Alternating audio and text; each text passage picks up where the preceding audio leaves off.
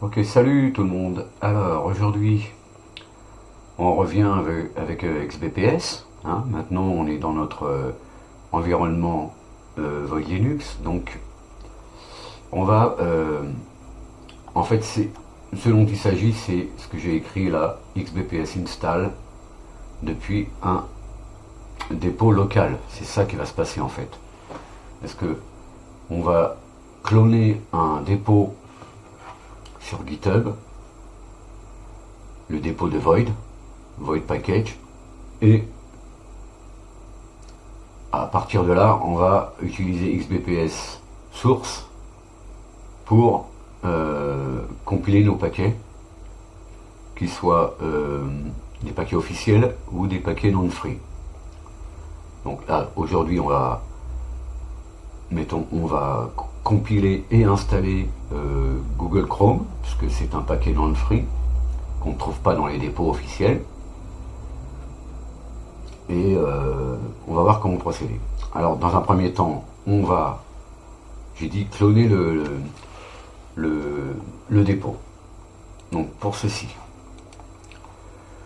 on va avoir besoin de Git évidemment, on vérifie que Git est installé. Donc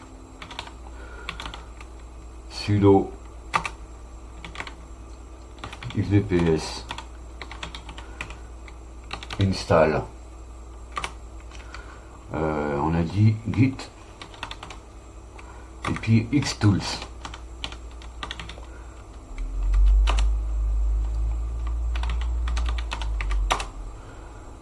Voilà, c'est déjà installé.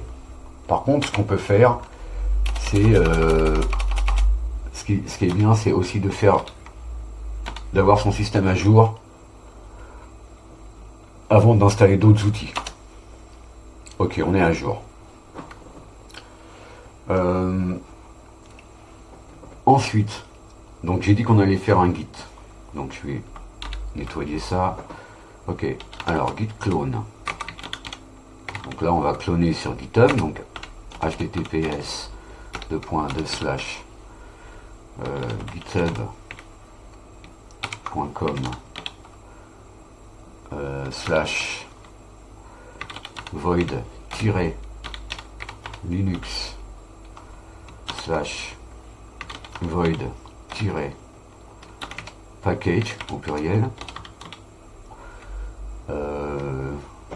.git.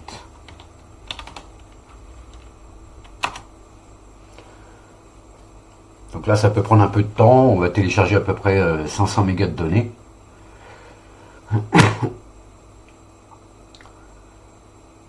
Bon, la procédure est assez simple, hein. Simplement, si on va installer des paquets non-free, il va falloir créer un fichier dans ce dossier local, donc qui vient d'être créé ici. On voit void package. Pour l'instant, il n'y a rien, il n'y a pas toute la structure du dépôt, puisqu'on n'a pas encore généré le bootstrap. Et donc, on va créer un dossier et un fichier par la même occasion qui s'appellera conf, etc/conf. Et dedans, on devra injecter une ligne qui dira à XBPS qu'il autorise l'utilisation des paquets non-free. Donc on a téléchargé 526 mégas là, on voit ici. Et là il est en train de calculer les deltas en fait, hein, ce qu'on appelle. Ça, je suis un petit peu ignorant à ce sujet-là, mais je pense qu'il doit vérifier l'intégralité et l'intégrité des paquets.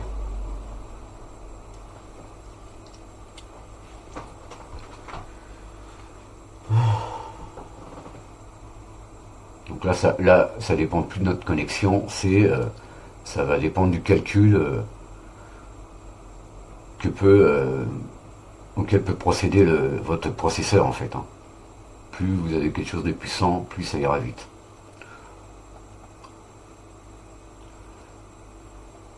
Donc en fait voilà, le but, là on crée un dépôt local et on pourra installer les paquets à partir de là.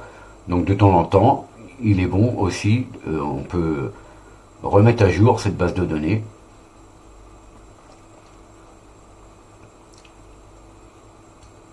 afin d'installer les derniers paquets en fait. Puisque je rappelle, c'est aussi une rolling release, donc bah, ça se fait un peu plus souvent que si on faisait la même chose sur une Debian ou un autre système qui n'est pas sur ce modèle. Ok, donc là on voit qu'il a créé toute la structure. On a notre ETC. Voilà, avec les fichiers de conf et tout. Ok. Donc maintenant, on va générer. Alors on va faire un CD void package. Voilà. Donc ici on voit bien ce qu'on a là-dedans. Et on voit notre binaire ici. XBPS source. Donc on va lui demander de générer le binary bootstrap. Donc on l'exécute à partir du dossier en question. Donc XBPS source src binary bootstrap. Attends, je suis n'importe quoi. Bootstrap.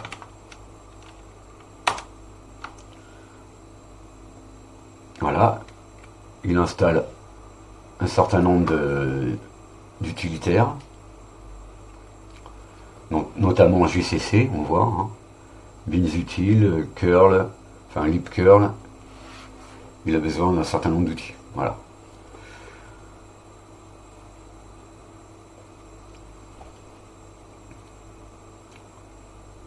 Root, base, voilà.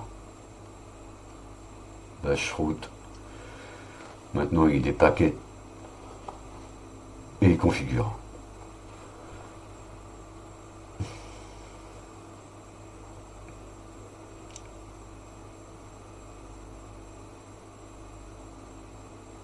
Ok. Donc une fois qu'on a fait ça, j'ai dit que finalement, si on veut installer les paquets non-free, il faut qu'on crée un fichier. Donc on va le faire avec echo. Echo quoi? Echo xbps underscore allo underscore restricted égale yes. Et ça, on vient le mettre dans etc conf. Donc, dans ce dossier-là. Pour ça qu'il n'y a pas de slash avant, puisqu'on est dedans. Donc, allo, il ne faut pas faire de faute d'orthographe. Restricted. Ok.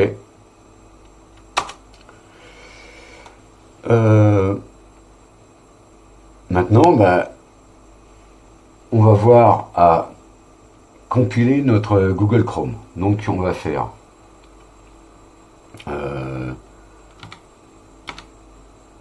XBPS source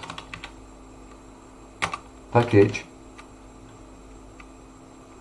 donc PKG, d'accord, Google Chrome j'ai dit.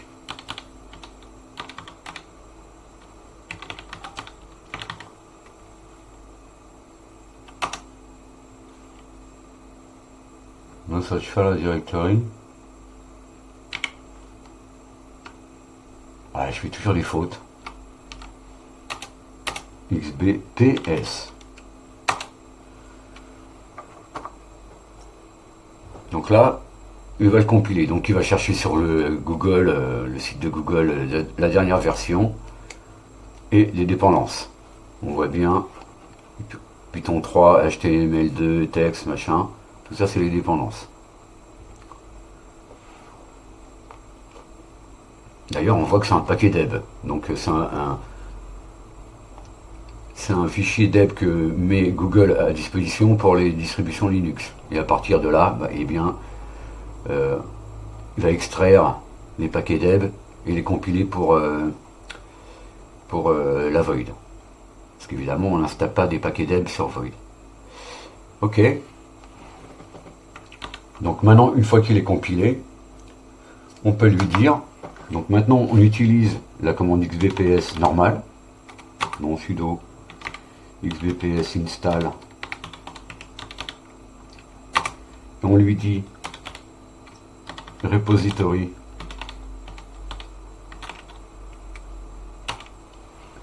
donc le dépôt ça sera hostdir bin packages non free. On voit notre Google Chrome qui a été compilé. Donc on lui dit hostdir,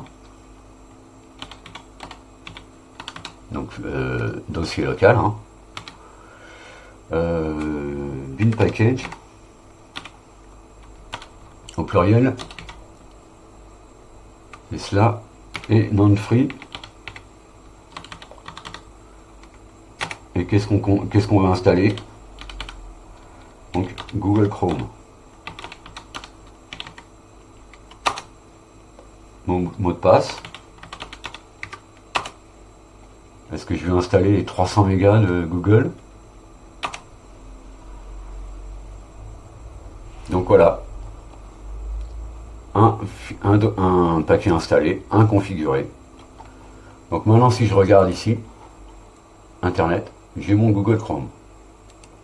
Je le lance.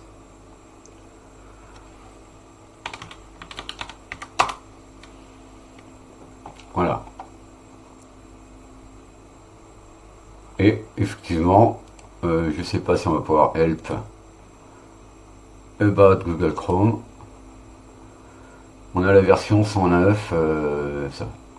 Official bit 64 bits. Donc on a la dernière version de Google Chrome. Pour ceux que ça intéresse. Donc effectivement, si on avait voulu un paquet qui n'est pas non-free, eh bien on aurait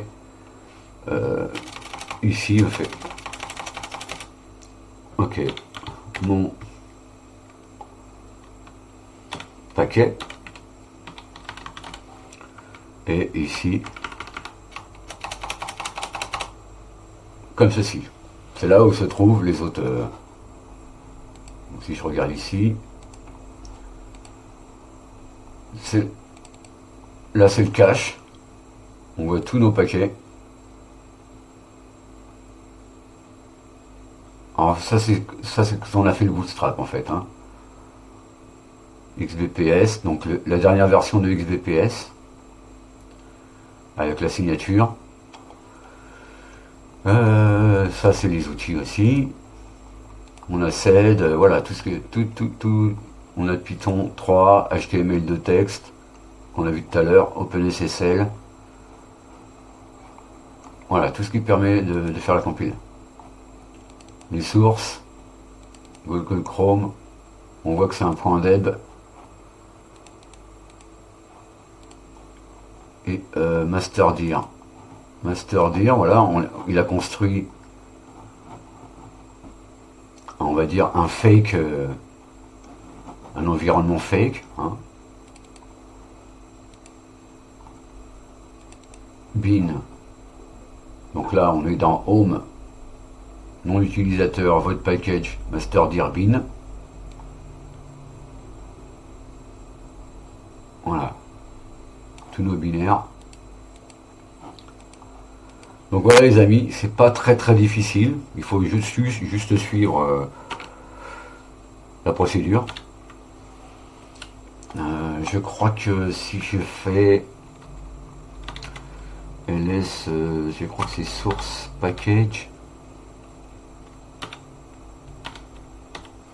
Il est où le dossier là? Ouais, packages. Bon, je vais y aller. Non, il n'y a rien. Ah si, voilà. Donc là, on voit OAD, on voit tout ce qu'il a téléchargé. Donc normalement, voilà, voilà, Alza Mixer, il y a tout en fait. Il y a tout le dépôt, ZDSH complétion, ZDSH, on a tout là. Donc on a un espèce de mini système dans le système.